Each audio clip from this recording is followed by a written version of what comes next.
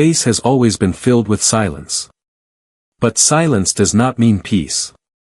For centuries, humanity had believed it had finally found its place among the stars. The Terran Federation, an alliance of dozens of species, promised stability, trade, and shared progress. Earth had rebuilt itself after centuries of struggle, and for once, it seemed as though the future belonged not to fear, but to hope. And yet, history has a way of reminding us that hope is fragile. It began with a single transmission. A distress call. Captain Jake Morrison, commanding the exploration vessel USS New Horizon, had been charting the outer sectors near Zephyrian space when the message came through. At first, it was faint, scrambled, distorted, almost lost in the background hum of the cosmos. But once decoded, the message froze the entire bridge crew into silence. They are coming. The Void Hunters. They are not conquerors. They are not negotiators. They take what we are. The Zephyrians were a proud and ancient people, known for their resilience. For them to send a call like this meant desperation beyond comprehension. Morrison gave the order immediately: alter course, intercept, investigate. Because that was what humanity did. But the closer they came, the clearer the picture became, and the more unsettling the truth appeared. Entire Zephyrian colonies were gone. Not destroyed, not occupied. Gone. Cities left intact but eerily silent, as though the very souls of their inhabitants had been plucked away, leaving only lifeless shells. The crew whispered among themselves, were these exterminations? Or something worse? What they soon learned was far beyond imagination. The enemy did not come with fleets demanding surrender. They came in silence. A presence that could only be described as shadows moving through the void, vast, predatory shapes that seemed less like ships and more like living absences of light. They did not communicate. They did not posture. They simply consumed. They were called Void Hunters. But to Morrison, they felt like something older. Something primal. An intelligence, or perhaps an instinct, that viewed conscious life as nothing more than fuel. When Morrison tried to contact the Federation High Council, their reply was not strategy, nor even concern. It was dismissal. Stand down, Captain. Return to Federation space. Zephyrian affairs are not our concern. The words echoed like betrayal. Because if one ally could be abandoned, then all could. And if these predators consumed Zephyrian souls today, whose would they consume tomorrow? Morrison knew what the Federation wanted: silence. To pretend nothing had happened. To avoid a war too costly to face. But silence, Morrison thought, is the greatest ally of the abyss. Against orders, he transmitted the Zephyrian distress call across every Terran channel. He broadcasted the images of lifeless cities. He showed the galaxy the faces of children who would never wake again. And then, he made his choice. Helm, he said. Set course for the Zephyrian frontier. If the Federation will not stand, then humanity will. It was an act of defiance that could be called treason. But sometimes, defiance is the only thing that keeps history moving forward. News spread like wildfire. For the first time in generations, Earth's people poured into the streets, not in celebration, but in protest. They marched not against each other, but against the Federation itself. From New York to Nairobi, from the floating cities of Venus to the domes of Titan, voices rose as one. No more silence. President Elena Santos, a leader forged in the fires of pragmatism, stood before the World Council with a decision that would forever alter the trajectory of Earth's destiny. The Federation has chosen cowardice, she declared. But humanity will not. As of this moment, Earth withdraws from the Terran Federation. We will not stand idle while shadows devour the living light of our galaxy. And with those words, 1,000 years of fragile political balance shattered. Some called her reckless. Others called her visionary.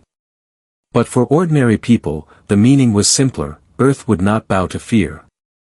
In the weeks that followed, humanity's fleets mobilized. Not as an extension of the Federation, but as a force of their own. Morrison's USS New Horizon became a rallying symbol, a reminder that courage begins with a single act of refusal. Other species watched with disbelief. Some mocked humanity for its arrogance, whispering that Earth had always been too young, too reckless, too hungry for glory. But others, quietly, cautiously, felt something stir in themselves. Because if a species as fragile and mortal as humans could raise their voices against the void, perhaps the galaxy was not as helpless as it believed. Morrison's crew, once simple explorers, found themselves transformed into soldiers of a cause far larger than themselves. And though fear lingered in every corridor, so too did resolve. But even as humanity stood tall, the shadow deepened. Scouts reported fragments of Zephyrian transmissions. Half-finished thoughts cut off mid-sentence. Records of entire minds torn apart and absorbed into something vast and unfeeling. The Federation continued to deny, to ignore, to retreat into politics. But Earth had seen too much. And Morrison knew the truth: if the galaxy waited for consensus, it would wake to silence. As the USS New Horizon prepared to cross the frontier, Morrison stood alone in his quarters, staring at the stars beyond the viewport. He thought of history, the countless times humanity had stood at the edge of annihilation. The Mongol hordes. The world wars. The long nuclear standoff. Humanity had always been small, fragile, divided. And yet, each time, it had chosen to endure. He wondered if the galaxy understood that about his species. That resilience was not born from power, but from defiance. And he whispered, as though speaking to the unseen eyes in the dark. You may take our lives. But you will never take what makes us human. And with that, the fleet burned toward the abyss. The call to action had begun. Defiance is a spark. And like all sparks, it spreads. The decision to stand against the Void Hunters had begun with one ship, one captain, one act of refusal. But now, humanity's spark was igniting something larger. Fleets of volunteers left Earth's orbit every day, carrying not only soldiers, but scientists, doctors, engineers. Humanity was not marching to war alone, it was carrying its whole civilization with it. And at the center of it all, Captain Jake Morrison and the USS New Horizon pressed deeper into the frontier. For weeks, the crew found only silence. Ruined colonies. Empty cities. The haunting echo of laughter that would never return. Then, on the barren world of Ithra 4, they discovered something that changed everything. In the ruins of a Zephyrian archive, communications officer Zara uncovered a series of recordings. They were fragmented, half-corrupted, but enough to reveal a secret the Zephyrians had died trying to preserve. The Void Hunters were not machines. They were not conquerors in any traditional sense. They were something stranger, predators of consciousness. They fed not on bodies, but on minds. To them, civilizations were not enemies, but harvests. But there was something else. Something the Zephyrians had begun to notice in their final days. Certain emotions, music, poetry, raw expressions of grief and love, resisted the hunters' consumption. Where entire cities fell silent, pockets of individuals who sang, who wept, who clung to memory, lingered longer. As though the hunters could not fully consume what was expressed freely, deeply, and without fear. Zara played one recording aloud on the bridge. A Zephyrian child's voice, singing a trembling lullaby as the shadows closed in. The hunters devoured the city. But the recording remained untouched. The crew sat in silence as the lullaby echoed through the speakers. Some wept openly. Morrison only clenched his jaw, realizing what it meant. Emotion was resistance. Expression was survival. Perhaps, humanity had been preparing for this all along. But revelation did not erase danger. The hunters came. It began as a distortion on the edge of sensors, a ripple where no mass should exist. Then, out of the void, they emerged. Shapes so vast and formless that the mind struggled to comprehend them. They blotted out the stars, moving with an intelligence that felt less like strategy and more like hunger given shape. The new horizon was not a warship. Its weapons were light, its armor thin. Against such things, it stood no chance. And yet, Morrison gave the order. Hold the line. The hunters descended, and for the first time, humanity fired upon the abyss. Torpedoes streaked through the void, detonating against shadowy forms that rippled but did not break. Energy lances carved across their surfaces, revealing glimpses of structures, or perhaps organs, within. For every wound inflicted, more hunters closed in. The crew fought with grim determination, but despair was close. Until the reinforcements arrived. Admiral Catherine Ross, commander of Earth's first defense fleet, entered the battle with 20 ships at her back. Cruisers, frigates, carriers, all flying not under the Federation's banner, but under Earth's. Her voice came over comms. "Jake, you stubborn bastard. Hold the line a little longer, we're with you now." The void lit with fire. Human warships unleashed everything they had, hammering the hunters with coordinated volleys. Where Morrison had struggled, the fleet began to drive the shadows back. And for the first time in living memory, the void hunters retreated. The crew erupted in cheers. But Morrison did not celebrate. Because he had seen something the others had not. When the shadows withdrew, they did not vanish into the void. They flowed toward a single point. At the heart of the frontier, sensors revealed a construct. Not a planet. Not a station. Something far stranger.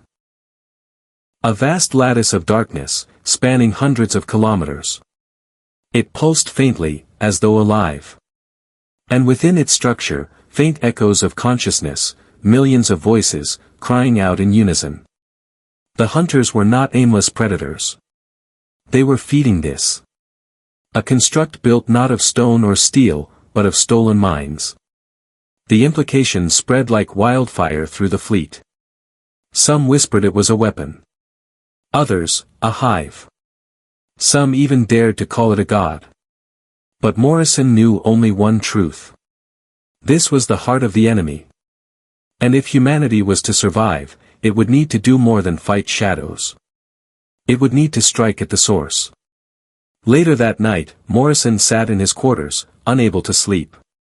Zara's lullaby recording still played quietly in the background, a fragile reminder that humanity's spirit could endure even in the face of annihilation. He thought of Earth. Of the protests that had shaken cities, of President Santos defying the Federation, of ordinary people who now looked to the stars not with wonder, but with fear. And he thought of the hunters, retreating into their dark cathedral of stolen minds.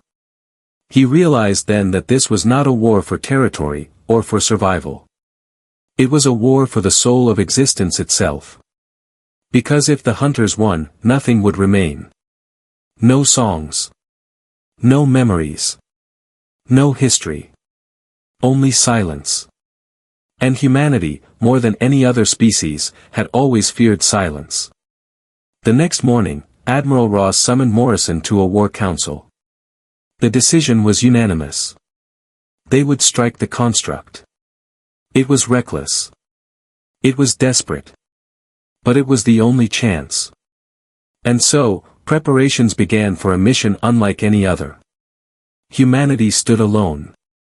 But for the first time, the galaxy was watching. And in the silence before the storm, one question lingered in every heart. Could a species so small, so fragile, truly defy the abyss? The galaxy held its breath.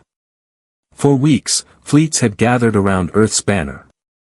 Not the Federation's, Earth's. The spark of defiance had grown into a blaze that could no longer be ignored. From the outer colonies to the refugee stations, whispers spread, humanity had stood where others had fled. And in doing so, it had forced the abyss to recoil. Now, the galaxy watched as Earth prepared to strike at the heart of the unknown. The target was unlike anything life had ever faced. The construct, vast, pulsing, incomprehensible. A cathedral of darkness built from stolen minds. It radiated a pressure that weighed on every ship, every soul. Comms flickered with faint voices, millions crying out at once. Some were Zephyrian. Some were languages no human could identify. But threaded among them were hints of laughter, sobs, songs. Lives, stolen but not gone. The hunters had not simply killed. They had taken.